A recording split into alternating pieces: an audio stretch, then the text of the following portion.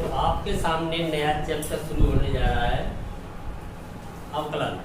तो सबसे पहले आपने समझा कि अवकलन क्या है। अवकलन एक संक्रिया का नाम है। ये संक्रिया जब फलनों पर लगाई जाती है तो कोई फलन दूसरे फलन में परिवर्तित हो जाता है। तब जो दूसरा फलन है वो पहले वाले फलन का अवकलज कहलाता है। तो इस संक्रिया के द्वारा किसी फलन का अवकलज ज्ञात किया जाता है, अर्थात अवकलन अवकलज को ज्ञात करने की एक संक्रिया है।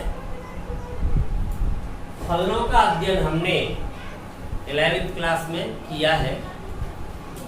जितने भी फलन हैं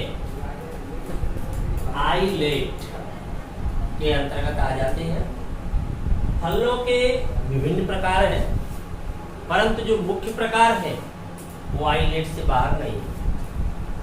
आई से मतलब है इनवर्स ट्रिग्नोमेट्रिक, प्रतिलोम त्रिकोणमितीय। एल लॉगरिथमिक यानी कि लघुगणकीय। ए एल्जेब्रिक बीजीय। टी ट्रिग्नोमेट्रिक त्रिकोणमितीय। ई एक्सपोनेंशियल चरघातांकीय। अब इनकी पहचान कैसे करोगे? इसके लिए नीचे निर्देश दिए गए हैं। अवकलन करते समय समस्या यह नहीं है कि अवकलन कैसे करें, बहुत आसान है, कोई भी कर सकता है। समस्या यह है कि फलन किस प्रकार का है। आइलेट में से फलन किस प्रकार का है, किस ग्रुप का फलन है। आई वाला है, एल है, ए है, टी है या ई वाला है। सबसे पहला काम तो ये है, अगर हमने सही पहचान कर ली है फलन की तो अवकलन करने में कोई भी समस्या नहीं है। अवकलन करना आसान है। ऐसा मान लीजिए कि अवकलन करना तो प्रत्येक स्टूडेंट को आता है। अवकलन करना आपको आता है। आप सोच रहे होंगे हमें कैसे आता है। ये रहे अवकलन के मानक सूत्र। आपको कुछ करना ही नहीं है, सीधा सूत्र में लगाना है। फलन की पहचान करने के बाद आपको तो सूत्र यूज करना है। ये अवकलन के मानक सूत्र। सूत्र भी ज्यादा नहीं है, कुल 17 सूत्र आपके सामने लिखे हुए हैं। ये अचर फलन जब होता है, चाहे वो किसी भी प्रकार का है, उसका सदैव शून्य होता है। बाकी जितने भी फलन है उनके फॉर्मूला लिखे हुए हैं। पहला काम है पहचान कर लेना। कितने हैं कुल फॉर्मूला आपके सामने। अगर अचर को हटा दूं तो 16 रह जाएंगे। तो देखता हूं कि अब वास्तव में जो फलनों के प्रकार है वो 16 फॉर्मूलों के अंतर्गत आ जाते हैं। एक बार जांच करते हैं। तो चलिए जांच कर लेते हैं। इनवर्स ट्रिग्नोमेट्रिक बताया भी गया है। साइन इनवर्स से कहां तक है ये, कोसेक इनवर्स तक। कितने हो गए कुल, गिन के देखो कितने हो गए। 6 हो गए, गिनते रहना। 6 हो गए। एल एक ही लिखा है ना, लॉग। लॉग से जो शुरू है बेस क्या होना चाहिए, ई। अगर एन उधर बेस है तो क्या किया जाता है, परिवर्तन, चेंज किया जाता है बेस चेंज फॉर्मूला के द्वारा। तो कितने हो गए, 7। ए से मतलब क्या है, एल्जेब्रिक। तो एल्जेब्रिक भी एक ही फॉर्म बताई गई है, चर की पावर अचर, यानी चर की घात है वो क्या होनी चाहिए, अचर। अगर इस प्रकार की फॉर्म आपको प्राप्त होती है तो फलन अनिवार्यतः बीजीय होता है। तो बीजीय के लिए एक फॉर्मूला आएगा। तो टोटल कितने हो गए, अब 8 हो गए। ट्रिग्नोमेट्रिक साइन से कहां तक है, कोसेक तक। कुल कितने होते हैं, 6। 8 और 6 कितने हो गए, 14। फिर उसके बाद आता है एक्सपोनेंशियल चरघातांकी। चरघातांकी के 2 रूप हैं। एक तो है चर की घात चर, एक है आपका अचर की घात चर। जबकि बीजीय में आधार चर है और घातांक अचर है, जबकि यहाँ पर घातांक चर है। आधार चर हो सकता है अथवा अचर हो सकता है। अचर हो सकता है तो उसके 2 रूप हैं। चर का तो एक ही रूप है कि चर की घातांक चर है। अगर अचर है आधार ई है अचर में है अथवा ए है। अगर ई है तो ई को क्या कहते हैं? प्राकृतिक आधार, नेचुरल बेस है। ई के अलावा कोई भी संख्या है, कोई भी वैल्यू है अलग, कोई भी कांस्टेंट है, तब ए की पावर एक्स, ए वाला रूप होगा। आपने फॉर्मूले गिने, यहां तक कितने हो गए थे? 14 के बाद इसका कोई फॉर्मूला नहीं, चर की पावर चर का कोई फॉर्मूला नहीं, आवश्यकता ही नहीं पड़ेगी, क्योंकि लघुगणक के द्वारा इसको गुणा में बदल दिया जाता है। ये लघुगणक का फॉर्मूला है, जब घात में आ जाती है तो उसको किसमें बदल देते हैं? अपन गुणा में। देखो n की घातांक n है और किसमें बदल गया? गुणा में। तो इसके लिए जरूरत नहीं है अचर की पावर चर, ये रूप है, तो इसके लिए दोनों फॉर्मूले आपके पास हैं, एक e की पावर x और एक a की पावर x, दोनों फॉर्मूले मिल जाएंगे। तो यहाँ तक कुल कितने हो गए थे आपके फॉर्मूले? 14 और 2 फॉर्मूले इनके मिल गए, तो टोटल कितना हुआ? 16। और फॉर्मूले लिखे भी कितने हैं हमने? 16 फॉर्मूलों के अलावा यदि हम आपसे 17वां फॉर्मूला मांगे, अचर का तो नियम आपको समझा ही दिया, इन फॉर्मूलों के अलावा अगर 17वां फॉर्मूला मांगता हूं तो आप आकलन भले ही मत कर दो, मना कर दे, मांगूंगा नहीं। चाहे कोई भी क्वेश्चन आ जाए, चाहे कहीं से भी आ जाए, इन्हीं से होगा। बस अब देखना ये है कि हम फलन की पहचान कर पाते हैं अथवा नहीं। यदि हमने फलन की पहचान कर ली है तो उसी प्रकार के फलन के लिए फॉर्मूला अप्लाई कर दिया जाएगा। और जब हमने फलन की पहचान ही नहीं कर पाई है तो हम फॉर्मूला उसके लिए सेलेक्ट कर ही नहीं सकते हैं, और जब तक फॉर्मूला सेलेक्ट नहीं होंगे तो अवकलन कर ही नहीं सकते हैं। तो पहली महत्वपूर्ण बात क्या है? फलन की पहचान कर लेना। पहचान के लिए 11th में भी तुम्हें ये बात बताई गई थी, एक बार फिर 12th में बता रहे हैं। तो देखो ध्यान दो, फिर से एक फलन में यहाँ लिखूंगा और तुमसे पूछा जाएगा ये किस प्रकार का फलन है। तो फलन की पहचान करने के लिए आपको फलन की फॉर्म में जाना पड़ेगा। अब पहचान कैसे कर पाएंगे? मैं आपको एक तरीका बताता हूं, चलो समझिए और ध्यान दीजिए। पहले बताइए क्या है? मार्कर, पक्का, ठीक, ये मार्कर है। ये क्या है?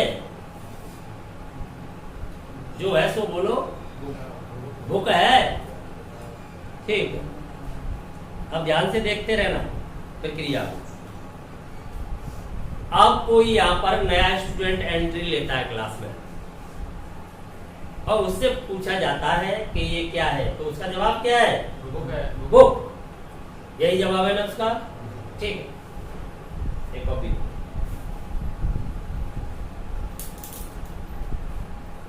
आप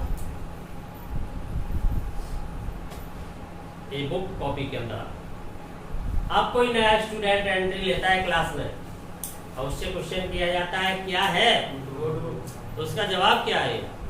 तो आपका जवाब है कॉपी, नोटबुक। अब मुझे मारकर वापस प्राप्त करना, तो सबसे पहले मुझे बुक मिलेगी, नोटबुक खोलने पर मुझे बुक मिलेगी। अब मार्कर, बुक प्राप्त होगी और प्राप्त क्या करना चाहता हूं? मार्कर। मार्कर को मान लीजिए वेरिएबल, चर राशि, वेरिएबल क्वांटिटी, चर राशि। अवकलन हम क्यों कर रहे हैं? चर राशि के कारण। अवकलन किसी फलन का करने का मूल कारण क्या है? पहले ये जानिए। हम उसका अवकलज प्राप्त करना चाहते हैं, मूल कारण है अवकलन संक्रिया के द्वारा हम उसका अवकलज प्राप्त करना चाहते हैं। जिस प्रकार से किन्हीं भी दो संख्याओं का योग क्यों करते हैं? हम योग करने का मूल कारण है हम उनका योगफल फाइंड करना चाहते हैं।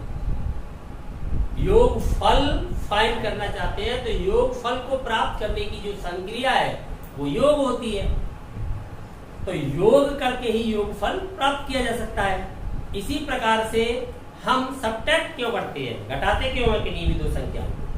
क्योंकि सब्ट्रैक्ट करके हम उनका डिफरेंस फाइंड करना चाहते हैं, उनका अंतर देखना चाहते हैं। क्या प्राप्त करना चाहते हैं? अंतर। इसी प्रकार से हम मल्टीप्लाई क्यों करते हैं? क्योंकि मल्टीप्लाई एक ऑपरेशन है जिसके द्वारा हम मल्टीप्ली यानी प्रोडक्ट देखना चाहते हैं, क्या गुणनफल प्राप्त होता है। ठीक इसी प्रकार से जो आपके अवकलन की संक्रिया है वो कहाँ लागू होती है? फलनों पर। और जबकि योग अंतर ये सब कहाँ लागू हो रहे थे? संख्याओं पर भी हो रहे थे और फलनों पर भी हुए। लेकिन जो अवकलन की संक्रिया है वो केवल और केवल कहाँ लगती है? फलनों पर। तो फलनों पर लग रही है तो एक फलन को दूसरे फलन में बदल देती है और दूसरा फलन, उस फलन का क्या कहलाता है? अवकलज। तो यदि वो फलन अचर फलन है, उसमें कोई भी चर राशि अंतर्विष्ट नहीं है, तब हमें अवकलन करने की जरूरत कहाँ है? क्यों? हमें पता है कि अचर फलन का अवकलज शून्य होता है। यहाँ ये नहीं बताया गया कि अचर फलन किस प्रकार का है, नहीं बताया गया। अचर तो अचर होता है, चाहे वो किसी भी प्रकार का हो, त्रिकोणमिति में हो या आपका इनवर्स में हो या कोई भी हो। अगर उसमें वेरिएबल नहीं है तो अवकलन करने की हमें आवश्यकता ही कहाँ है? आंसर सीधा आएगा शून्य, सीधा शून्य आ जाएगा। परंतु यदि चर है तो अवकलन करने का उद्देश्य है उस चर राशि तक पहुंचना, उस चर राशि का अवकलन करना। तो चर राशि तक पहुंचने के लिए वो चर राशि मैंने कौन मानी हुई थी? मार्कर। क्या मानी हुई थी? वो मार्कर मानी हुई थी। तो मार्कर तक मुझे पहुंचना है। अब इसके मार्कर एक फंक्शन मान लीजिए आपका बुक था, तो पहला फंक्शन बुक अप्लाई हो गया मार्कर पर। तो पहले किसका करना पड़ेगा? फंक्शन। क्यों? पहले बुक खोलनी पड़ेगी ना, तब मार्कर मिलेगा। लेकिन बुक बंद हो गई किसके अंदर? नोटबुक के अंदर। अब मुझे जाना तो मार्कर तक है, तो अब मुझे कितने स्टेप लेने पड़ेंगे? 2 स्टेप। तब तीसरे पे मार्कर मिलेगा। पहले बुक, बुक के अंदर वो नोटबुक, नोटबुक के अंदर बुक और बुक के अंदर मार्कर। अब देखिए जैसे इसको मैंने ओपन किया तो क्या हुआ? तो यहाँ पहले फॉर्मूला रहा इस फंक्शन का। जब ये फंक्शन हट गया तब फॉर्मूला आएगा इस फंक्शन का। जब ये फंक्शन का फॉर्मूला लग जाएगा तब वेरिएबल पे जाकर के पहुंचे। तो अब यहां पर जिस प्रकार से आपको एट लास्ट फंक्शन दिखाई दिया और आपने कहा इसे नोटबुक, तो एट लास्ट जो ऑपरेशन होता है वही सबसे फर्स्ट में आ जाता है अवकलन करते समय। क्यों आ जाता है? कारण क्या है इसका? कारण सीधा समझा देता हूं कि आपका जो कई एक से अधिक फलनों के संयोजन से एक फलन प्राप्त होता है, तो संयोजन संक्रिया कैसे प्ले होती है? Right to left. संयोजन कैसे चलता है? Right to left. आपने देखा यहां लिखा गॉस जी ऑफ एफ, तो ये प्ले कैसे होगा? जी से एफ की ओर या एफ से जी की ओर? एफ से जी की ओर। और भी कोई ले सकता हूं, ऑफ एच कितने भी फलनों का संयोजन कर सकता हूं, संयुक्त फलन एक ही प्राप्त होगा। तो इसका सिस्टम होता है प्ले सिस्टम ऐसे, ये चलता है ऐसे राइट टू लेफ्ट। जबकि आपका जो डिफरेंशिएट करते हैं, अवकलन करते हैं, वो प्ले कैसे होता है? Left to right, left to right. वो लेफ्ट टू राइट प्ले होता है। इस प्रकार से प्ले सिस्टम है इसका फलनों पर। तो इस प्रकार से है वो प्ले ऐसे होगा। तो पहले बताओ कौन सा फंक्शन आ जाएगा? जी लास्ट में है, वो कहां पर आ जाएगा? फर्स्ट में। ठीक है, तो अब बताइए, एक फंक्शन ले रहा हूं मैं यहां पर,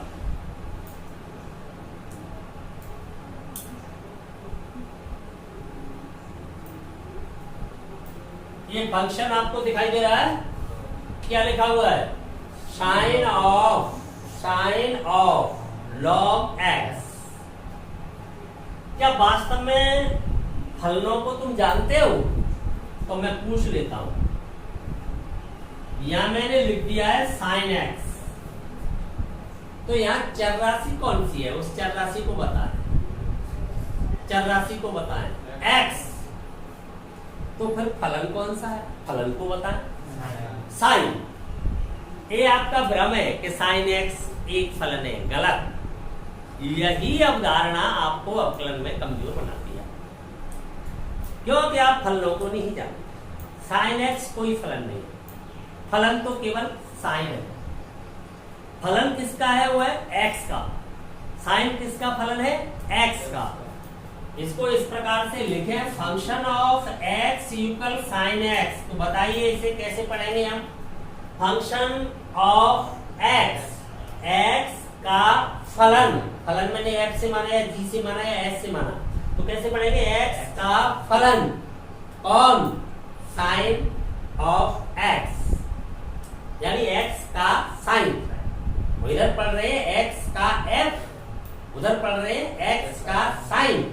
तो कंपैरिजन कीजिए कि एफ की जगह कौन आ रहा है? एक्स। भले ही मैंने ऐसे लिख दिया, मैं चाहूं तो इसे ऐसे लिख दूं तो कोई अलग बात थोड़ी हो जाएगी, ऐसे लिख दूं तो कोई अलग बात थोड़ी हो जाएगी। तो आप इसको देखें, मैं पढ़ रहा हूं एक्स का फलन, तो इधर पढ़िए आप एक्स का साइन, फिर बताइए फलन कौन है? कंपैरिजन कीजिए, तुलना करके बताइए कि फलन कौन है? यहाँ पर साइन है फलन, समझ गए ना? तो ये फॉर्मूले है वो किसके लिए? फलनों के लिए। इसलिए ये बात यहाँ पर बता दी गई है तुम्हें कि differentiate with respect to x. अगर जो चर वहां पर अंतर्विष्ट है फलन के अंदर, उसी चर के रेस्पेक्ट में, उसी चर के सापेक्ष अवकलन आप कर रहे हो, तब cos x है। अगर आप अन्य चर के सापेक्ष कर रहे हो, अन्य चर राशि के सापेक्ष, जैसे t के सापेक्ष किसी अनदर वेरिएबल के रेस्पेक्ट में, तब रहेगा अवकलन प्ले रहेगा, समाप्त नहीं हो सकता। समझ गए ना? क्यों हो गया समाप्त? रीजन क्या रहा? रीजन ये रहा कि जो लेबनीज ने दिया था ये चिन्ह, किसने दिया था? गणतज्ञ लेबनीज ने। तो लेबनीज ने सिंबल दिया था, तो ये क्या था? D D x of by. By कोई फंक्शन है जिसका एक्स के रेस्पेक्ट में डिफरेंशिएट किया जा रहा है, अवकलन किया जा रहा है। ये डी से मतलब है डिफरेंशिएट, यहाँ नीचे जो डी के साथ एक्स है वो वेरिएबल के रेस्पेक्ट में हो रहा है। अत्यंत लचीला होने के कारण भिन्न नहीं है। क्या है ये? D D x of by, by का एक्स के सापेक्ष अवकलन है, अवकलन है, अवकलन प्राप्त हो रहा है, परंतु लचीला है, इसलिए जो भिन्न जैसा व्यवहार करता है। तो यहाँ पर इसे dx dt कह देते हैं। तो यहाँ पर dx dx आया था, जो क्या हो गया? भिन्न जैसा व्यवहार करने के कारण क्या बन गया? बन। क्या बन गया? वो बन। समझ में आ गई पूरी बात? बन बन। तो यहाँ फलन की पहचान अगर तुमने नहीं की है तो आप अवकलन से बिल्कुल दूर हट जाइए। अवकलन में आपका कोई काम ही नहीं, क्योंकि आपने पहचान नहीं कर पाई तो अवकलन करोगे कैसे? पहले पहचान करोगे कि नहीं करोगे?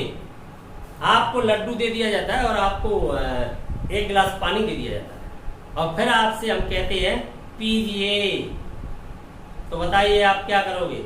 हम आपसे कहते हैं पीजिए, तो आप लड्डू उठाओगे या पानी का गिलास? क्यों उठाओगे भाई? क्योंकि आपने पीने वाली यहाँ पर कौन सी चीज पीने वाली है ये पहचान की है पहले, इसलिए पानी उठाया। और हम आपसे कहते हैं खाइए, तो क्या उठाओगे? क्यों? क्योंकि आपने पहचान की है। नहीं तो फिर आप पानी का गिलास उठाते और पानी खाने लगते हैं। तो पहचान आवश्यक है कि नहीं है? तो पहचान कीजिए, बताइए ये फलन कैसा है? त्रिकोणमितीय। क्यों? त्रिकोणमिति में साइन से पृथक आते हैं और त्रिकोणमिति में भी 6 हैं और 6 में से कोई एक होगा, तो बताइए कौन सा है? साइन। क्लियर? कोई शक? लेकिन अब बताइए, यहां पर लिख दिया जाता है साइन के साथ एक्स स्क्वायर। एंगल ही तो चेंज किया है साइन का, फंक्शन थोड़ी चेंज किया है। अब तुमसे पूछा जाता है फलन कैसा है? पहचानिए। त्रिकोणमितीय साइन। साइन के अंदर आप कुछ भी करते रहो, यदि किसी मकान के सामने खड़े होकर उसके अंदर कोई भी क्रिया होती रहे और बाहर से पूछा जाए कि क्या दिखाई देता है, बताइए क्या दिखाई देता है? मकान। क्या दिखाई दिया? मकान। मकान के अंदर विभिन्न क्रियाएं चल रही है, पर आपको क्या दिखाई देता रहेगा? मकान। तो फॉर्मूला वही रहेगा साइन वाला। लेकिन आप बताइए, यदि ये न करके और यहाँ पर इस प्रकार से स्क्वायर किया जाए, किसका स्क्वायर किया जाए? साइन एक्स का। अभी क्या था? एंगल का हो रहा था, एंगल में काम हो रहा था, यानी साइन फंक्शन के अंदर ही काम हो रहा था, तो फंक्शन साइन ही था। अब क्या हुआ? अब जो एनोदर फंक्शन आया है, अन्य कोई फलन आया है, ऑपरेशन ही तो फलन है, अन्य संक्रिया आई है, उसके अंदर खुद साइन आ गई। उस संक्रिया में खुद कौन आ गए? अंडर ऑपरेशन, यानी संक्रिया के अंदर आ गए कौन? साइन। अभी क्या था? साइन अंडर ऑपरेशन नहीं थे, संक्रिया के अंदर नहीं थे, बल्कि उसका एंगल में संक्रिया आई थी। अब बताइए कौन कौन बता सकता है कि ये फलन किस प्रकार का है?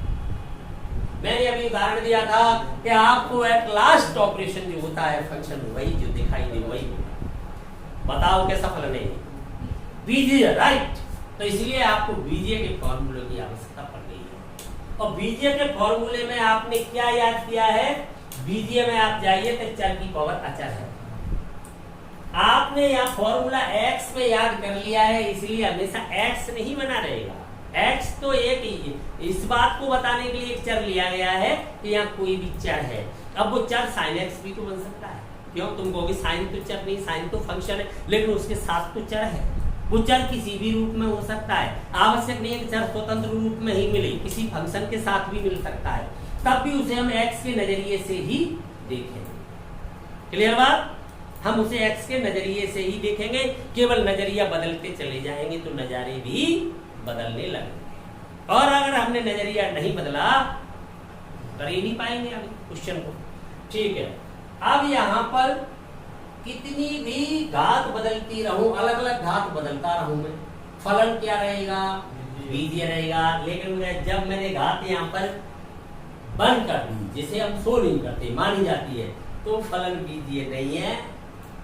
तो फलन बीजीय नहीं है क्योंकि एक घात में कोई भी फलन या कोई भी राशि अपने मूल अस्तित्व में आ जाती है। एक घात में क्या होता है? किसी भी राशि पर जब एक घात लगाई जाती है तो अपने कहां पर आ जाती है? वास्तविक रूप में, यानी मूल अस्तित्व हो जाता है। क्लियर? जानते हो इस बात को? तो जो जैसा है वैसा ही बोला जाएगा। साइन एक के अलावा कोई भी घात लगा दोगे तो बीजीय हो जाएगा, अगर वो घात अचर है तो। अब इस पे मैं घात एक लगा रहा हूं, मैंने लिख दिया यहाँ पर साइन एक्स की घात कॉस एक्स।